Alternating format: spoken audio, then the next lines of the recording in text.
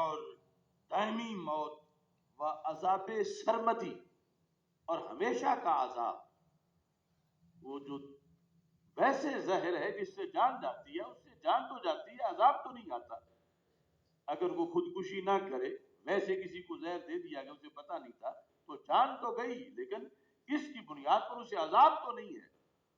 مگر جو بد اعتقادی والا زہر ہے، اس سے بندے کو، جس نے بد عقیدہ اختیار کیا، اس کو 2-4 گھنٹے کا عذاب نہیں، سرمدی عذاب ہوتا ہے، معاذ اللہ، ہمیشہ کا عذاب اسے ہوتا ہے۔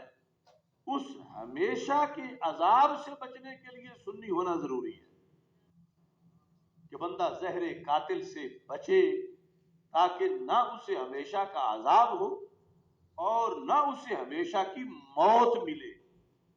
ہمیشہ کی موت سے بچاؤ کا نام سنی ہونا ہے، اور ہمیشہ سے عذاب سے بچاؤ کا نام سنی ہونا ہے۔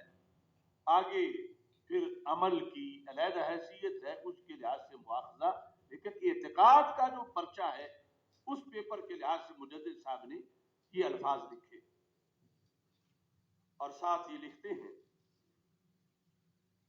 مداہنت و مساہلت در عمل امید مغفرت دارت۔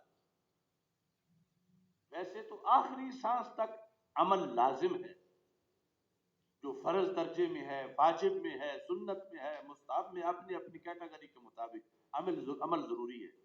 لیکن جب عقیدے اور عمل کا آپس میں تقابل کیا جائے تو مجدد صاحب کہتے ہیں مداہنت، اس کا معنی ہے سستی، مداہنت و مساہلت، یہ ہے کاہلی، در عمل، عمل سے معاذ اللہ، عمل میں اگر کسی سے سستی ہو جائے، ہونی نہیں چاہیے، لیکن اگر ہو جائے تو مجدد صاحب کہتے ہیں امید مغفرت دارت، وہاں بخشش کی امید ہے۔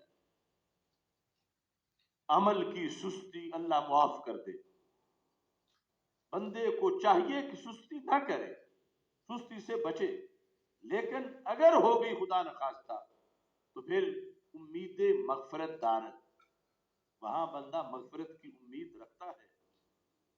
اما مداہنت اعتقادی گنجائش مغفرت نہ دارت، اگر عقیدے میں سستی ہو گئی تو پھر بخشش کی گنجائش نہیں رکھتا۔ یہ ہے ہمارا تصوف۔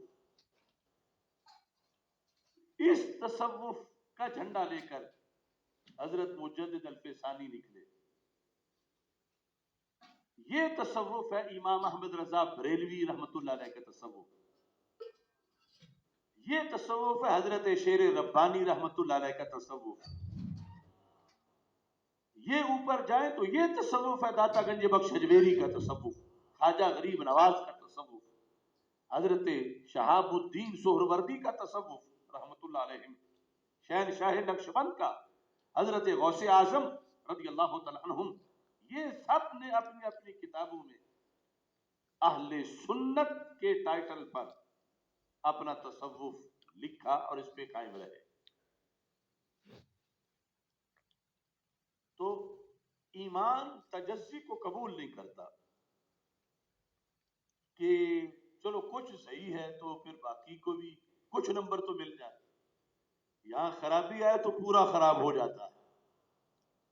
ایسے ہی عقیدہ جب کچھ ملاوٹ ہوگی کسی دوسرے کی تو اللہ کے دربار میں سارا مسترد ہو جائے گا۔ یہاں یہ نہیں چلتا کہ کچھ